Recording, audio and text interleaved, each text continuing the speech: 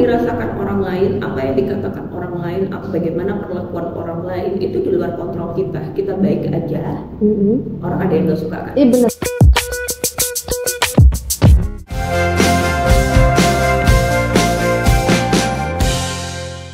Nah, kan tadi udah people pleasure. Kalau kita jadi seorang people pleasure, gimana kita bisa keluar dari zona tersebut, Bu? Satu, belajar untuk bisa menerima diri. Gitu.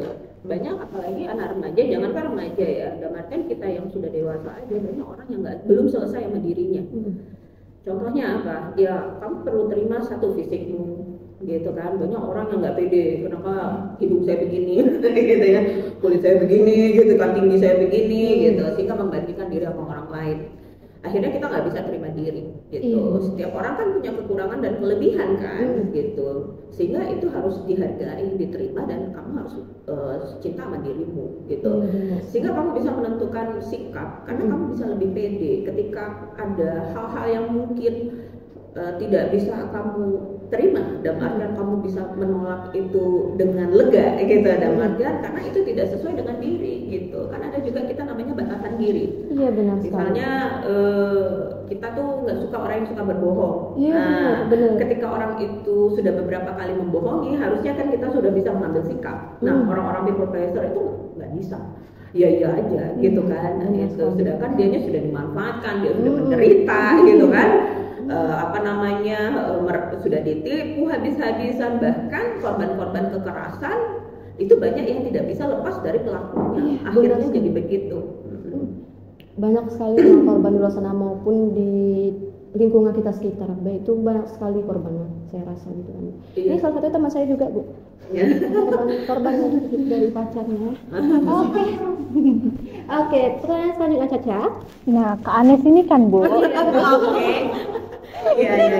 Kak Anes ini kan seorang people pleasure. Dia tuh nggak enakan banget, Bu, orangnya.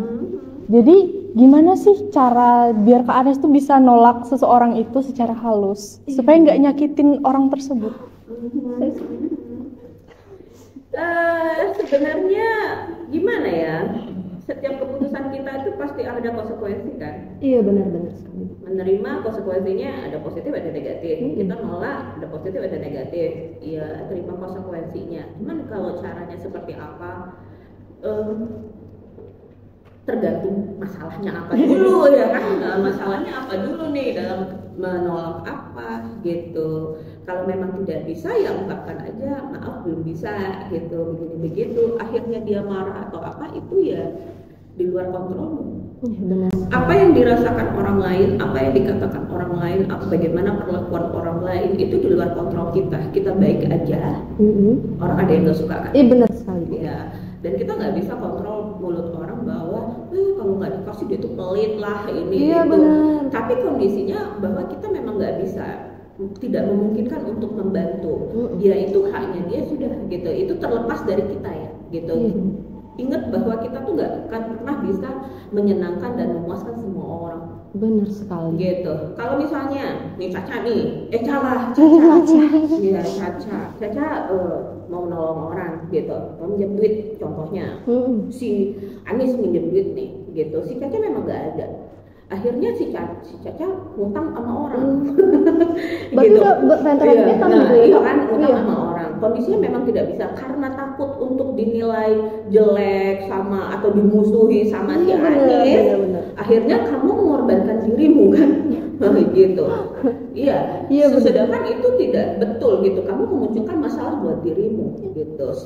Punya hak nggak tuh badan untuk dijaga? Dan artian kalau bisa kita menghindari masalah itu harus gitu loh.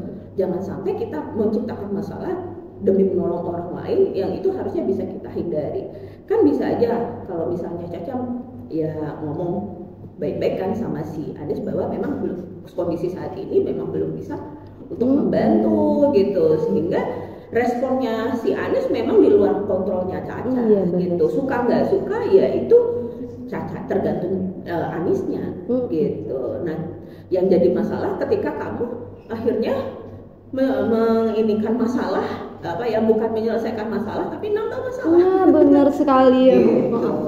Bener juga kalau kayak gitu. Berarti emang keadaannya tidak memungkinkan untuk Iya, jadi ya ngomong aja secara ya tergantung masalahnya benar kayak sekali. tadi. Kalau kayak tadi misalnya aku yang mau ya Anis gitu, kayaknya kondisinya belum bisa deh mau nolong gitu. Semoga dia dapat solusi lain gitu. Bisa aja kan sebegitu Iya, gitu. benar-benar. Jangan iya yang utang ya kan, nah dia jadi dan nggak punya utang dia yang punya utang gitu. Jadi ini utang berdua ya gitu. Jadi bingung gitu kan dari ini ke ini gitu. Iya. Oke.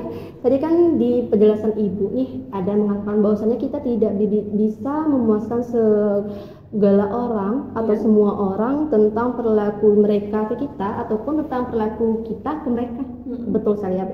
Nah, kalau tentang perilaku seperti itu, menurut ibu perlu nggak sih kalau kita itu bersikap bodoh amat sebagai seorang individu gitu? Bodoh amat, ya pada momen yang seperti itu iya, karena di luar kontrol kita kan. Iya, benar yang sekali. bisa kita kendalikan adalah diri kita. Iya benar. Bagaimana kita berpikir, bagaimana kita mengambil keputusan, bagaimana kita berbicara, bagaimana kita bersikap, ya itu darinya kita kan. Nah, tapi bagaimana orang lain, ya itu di luar kontrolnya kita. Selagi kita juga nggak merugiin orang kan.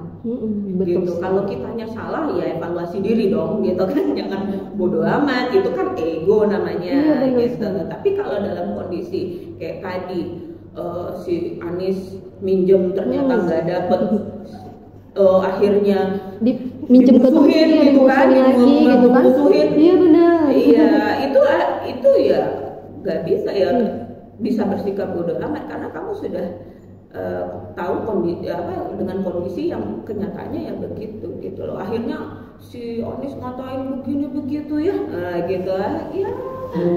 Si Caca bisa bodoh amat tentang itu. Bisa. Iya. Kecuali kalau memang kamu bisa bantu, why not gitu Iya, loh. benar Kalau sekali. kita memang memungkinkan, ya nggak apa-apa, nggak masalah. Nggak boleh juga zalim sama diri sendiri gitu. Iya benar sekali. Mungkin memang seperti bersikap bodoh amat itu memang tidak memang di luar kendali kita per individu gitu ya. Iya. Memang sangat di luar kendali kita per individu gitu. Nah, tetapi saya juga bingung nih Bu, membedakan tentang bodoh amat dengan sikap yang sangat tidak peduli. Itu gimana ya cara membedakan antara mereka berdua ini gitu?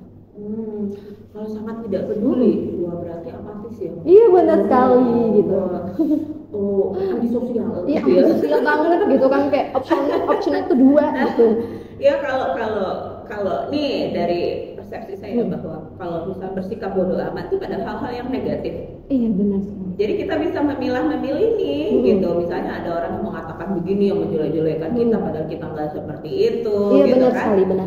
Yang memang bermaksud ada kata-kata yang ingin merusak kita, menyakiti kita, ya itu bisa kita bersikap bodoh amat. Tapi kan nggak semuanya kita harus begitu. Dalam artian memang benar-benar nggak mau bergaul sama orang, memandang orang lain itu dengan jelek gitu kan, menuduh orang, berprasangka buruk sama orang. Nah itu mungkin yang lebih ke Sangat apa tadi yang itu? bodoh amat tadi ya? Selain yang bodoh amat. Sangat tidak peduli tadi. Sangat tidak peduli. peduli. Sangat tidak peduli itu berarti ada kata sangat kan. Berarti kalau sangat dia berlebihan, over gitu. Benar. Berarti dengan lingkungan itu benar-benar nggak mau gitu. Tapi kalau sikap bodoh amat itu ada hal-hal yang mungkin kita bisa pilih-pilih. Gitu. Iya benar sekali. Dengan kata-kata mungkin respon orang itu nggak bagus sama kita, kata-katanya nggak menyenangkan, kita bisa bersikap bahwa bodoh amat gitu.